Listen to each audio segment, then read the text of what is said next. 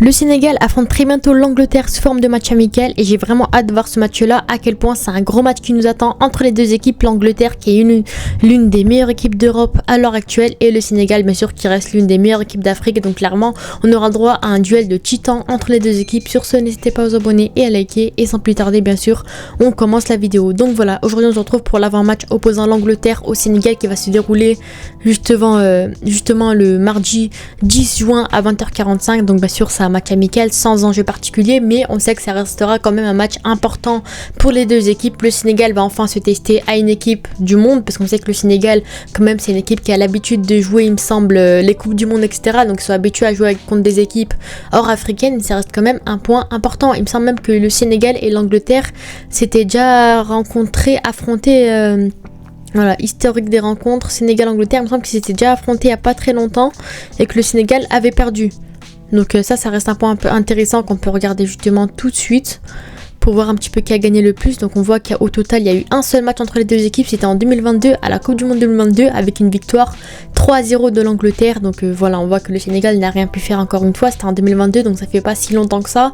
Donc là j'ai hâte de voir comment le Sénégal va répondre. Est-ce qu'ils vont se venger, est-ce qu'ils vont prendre leur revanche, on ne sait pas, mais en tout cas ça reste un point intéressant. Sur ce, on sait que le Sénégal a récemment affronté l'Irlande également sous forme de match amical récemment. Ça restait quand même un match très intéressant. On sait que au niveau des stats le Sénégal a largement dominé. Au niveau des tirs etc, le Sénégal était quand même supérieur à l'Irlande, mais on sait que Pape Thiaw a voulu jouer la rotation, a voulu commencer avec une compo pas titulaire de base et ensuite en deuxième mi-temps il a fait rentrer les vrais titulaires. On a vu qu'il a voulu jouer la rotation, donc on voit qu'en deuxième mi-temps le Sénégal a largement dominé sur l'Irlande et ça reste un point intéressant. Irlande qui reste pas, c'est pas une mauvaise équipe l'Irlande, donc c'est pour ça que je trouve que ça reste quand même intéressant que le Sénégal ait pu dominer sur l'Irlande. Et donc match nul, et par rapport à l'Angleterre qui a gagné contre l'Andorre 1-0 de justesse. Donc là je vous cache pas que l'Andorre, sans manquer de respect ou quoi, ça reste pas une équipe de fou. On sait que ça restait quand même un match important éliminatoire pour la Coupe du Monde et l'Angleterre a aligné son 11 titulaire, donc on voit que c'était quand même très compliqué. Enfin 11 titulaires, bon ils sont pas tous titulaires de base, mais quand même on voit que l'Angleterre a quand même galéré par rapport à une équipe d'Andorre. On sait que l'Angleterre c'est l'une des équipes avec les meilleurs joueurs au monde, ils ont galéré contre une équipe d'Andorre, donc clairement on voit que l'Angleterre en ce moment c'est pas trop ça. L'équipe de Thomas Tuchel, ils sont pas très bons en ce moment, donc pour moi je pense que le Sénégal devra en profiter sur l'Angleterre pour pourquoi pas s'imposer potentiellement. Donc quand on voit un peu les compos probables, à mon avis côté Angleterre il y a des chances de voir une compo à peu près comme celle-ci. Pickford, à mon avis Declan Rice sera titulaire aux côtés de Bellingham ici à la place de Anderson, et voilà je pense que c'est Alexander-Arnold à droite potentiellement, Rodgers peut-être à la place de Deep soit de Gordon potentiellement. En tout cas l'Angleterre a une très belle équipe, faudrait bien sûr faire très attention. Mais voilà, à mon avis, il y a des chances de voir le 4-2-3-1 typique de l'Angleterre face au Sénégal. À mon avis, il y a des chances qu'ils puissent jouer offensif également. Je pense, voilà, ils ont largement dominé contre l'Andorre avec 20 tirs au total, 10 tirs cadrés, et un seul but. Donc c'est pas ouf non plus. L'Angleterre n'était pas bon devant les buts, n'avait pas une très belle finition. Donc voilà, je pense que ça restera un point important à surveiller au prochain match. Et ma compo côté Sénégal, bien sûr, ça reste celle-ci. Pour moi, je pense que c'est la compo que j'avais potentiellement aligné contre l'Irlande. On a vu que Pape Thiaw n'avait pas du tout fait ça. Là je pense que cette compo sera attendue avec les vrais titulaires: Edouard Mendy dans les cages, Jacobs à gauche, Antoine Mendy à droite, Koulibaly Niakhaté en défense centrale, Idrissa Gueye, Lamine Camara et Pape Matar Sarr au milieu de terrain, et en attaque Abdallah Sima à gauche, Ismaïla Sarr à droite et Iliman Ndiaye en tant que faux numéro 9 potentiellement, parce que pour moi le Sénégal malheureusement on voit qu'avec un numéro 9 Boulaye Dia, Habib Diallo, Nicolas Jackson, peu importe, ils galèrent tout le temps. Donc pour moi Iliman Ndiaye en plus il a montré de très belles performances contre l'Irlande. On voit que c'est vraiment un technicien, c'est un joueur, c'est vraiment le cerveau de l'équipe sénégalaise en attaque. Donc pour moi Iliman Ndiaye a forcément sa place de titulaire en sélection sénégalaise, et pour moi voici la compo que j'attendrai potentiellement contre l'Angleterre, ni trop offensive ni trop défensive, une équipe assez équilibrée, et pour moi là le Sénégal pourra vraiment jouer on va dire.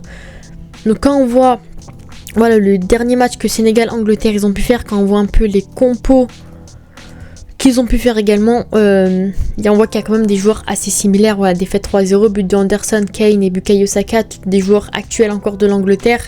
Possession largement dominée par les Anglais. On voit que les compos sont à peu près similaires par rapport à aujourd'hui. Côté Sénégal, pareil, c'est à peu près similaire, donc il faudra faire également très attention. Ni trop offensive, ni trop s'exposer, mais ni trop jouer trop défensive non plus. Et voilà, côté sénégalais, on voit qu'il y en a pas mal qui ont critiqué le jeu de Pape Thiaw.